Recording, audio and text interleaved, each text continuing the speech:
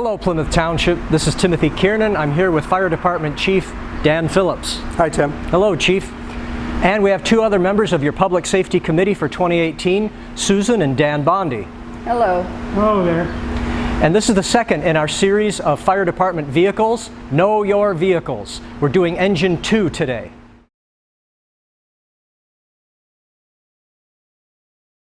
Welcome, Plymouth Township, to another video in our series of Fire Department vehicles. This is Timothy Kiernan from the Public Safety Committee in 2018. I'm here with a fellow committee member, Susan Bondi. I'm Susan Bondi. I've been a resident of Plymouth Township for over 40 years. This is also an opportunity to introduce our Fire Department Chief, Mr. Dan Phillips. Hi, Tim. Hi, Susan. I'm Dan Phillips. I've been with the Plymouth Township Fire Department for 26 years. I'm currently the fire chief. And you have someone here with us today. We have Greg Mangan. Hello everyone, I'm Greg Mangan. I am a lieutenant now with the Plymouth Township Fire Department. I started off here as a firefighter about 13 years ago. All right, good to have you with us, Greg. Greg, what we've been doing here is talking about each of the fire engines. What is it? What does it do for you? What is its service life expected and stuff like that. So what I'd like to talk about, Chief, is just like with Engine 1's video, what is it we're talking about today? Well, today we're talking about Engine 2. Engine 2 is a Pierce dash pumper that we purchased in 1989. It has been serving the community for over 28 years. And what's the average life of a fire truck? The standard for a fire truck is to serve for 15 years in a frontline capacity and 5 years as a reserve vehicle. This truck has been running, like I say, for 28 years now. Well, how is it doing for us? That's a ripe old age for a fire truck.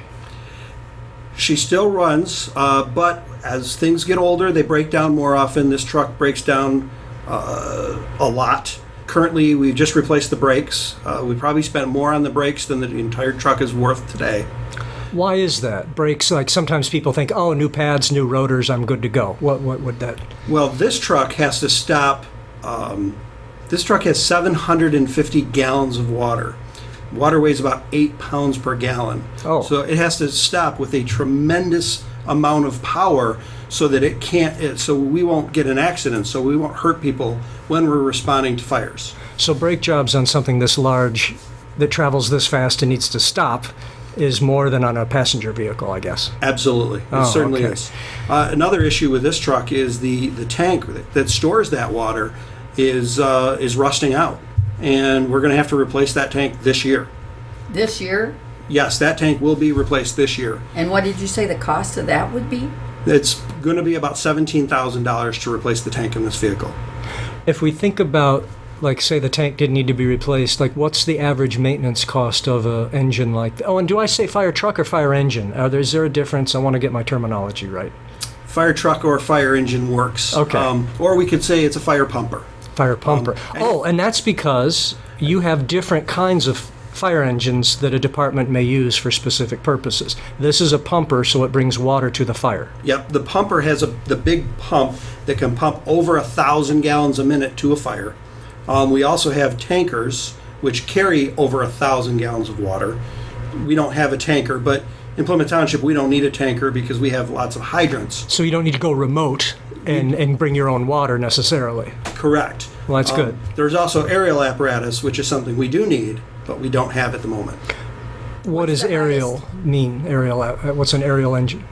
An aerial is a truck with either a large ladder on top or a large ladder with a bucket at the top that you see in a lot of videos. Oh, like those cherry picker things that crane people up and over places? And that will allow us to direct water down on top of a fire, put it out, and to protect the exposures or the houses or businesses to the side of a fire. Let's get back to the maintenance cost. I was curious, you mentioned that on Engine 2 you're going to need to replace the water tank for it, the $17,000 there. What is, if we didn't have to do that, what do you think is the average of maintenance cost on this engine in a given year? Or is there no such thing because it's different each year? It will vary every year. This year I expect without the tank to probably put $10,000 of maintenance into that vehicle. Last year was a good year for the vehicle. We didn't have a lot of cost. It was probably only about $6,000 last year. But again, it varies depending on what's broken on the truck. And as a truck ages, things break more often. And the cost is one consideration, but the other major consideration is how much time we don't have that truck to use. Today in Plymouth Township, we only have 3 fire trucks. If one fire truck is broken, that fire station and that area of the township doesn't have a fire truck. Or And if this one goes, if there's another one that goes out of service, this station will be left without a fire engine. So we'll keep them at each end, one at station 1, one at station 3, regardless of which truck is out of service. So we have one at the west end, one at the east end. Therefore, this area would be the one if there's only 2 trucks in service and one of them is out. we have average call data, right? So how do you know how many fire engines does a town need?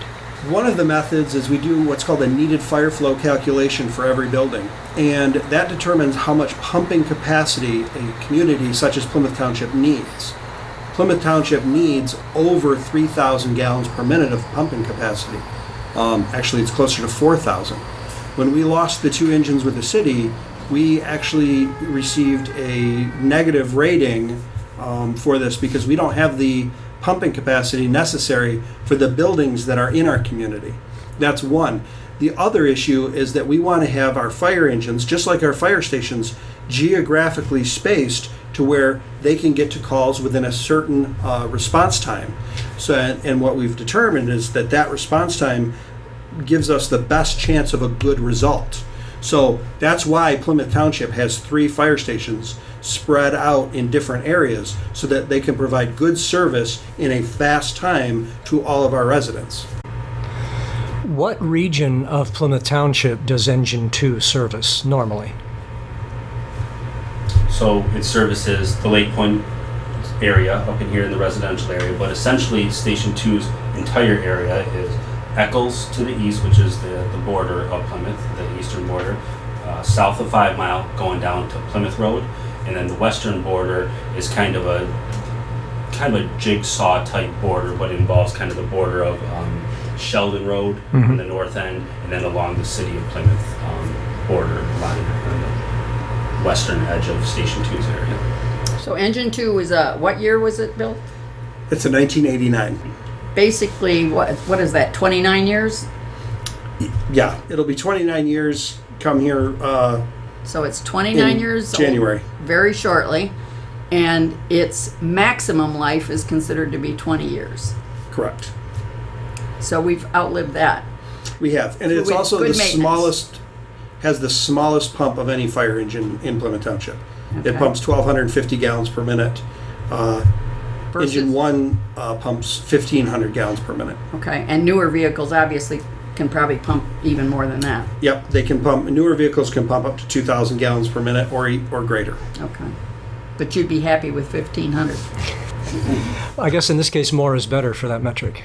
Yes. Well, thank you so much for talking with us about Engine 2 today. Is there anything you'd like to close with? No, thank you for your interest. Thank you for your time, Tim. Well, And thank you Susan. for your time. And Susan, thank you for working with me on the committee. No problem. We'll try to do some more of these. Okay, well, thanks, Chief.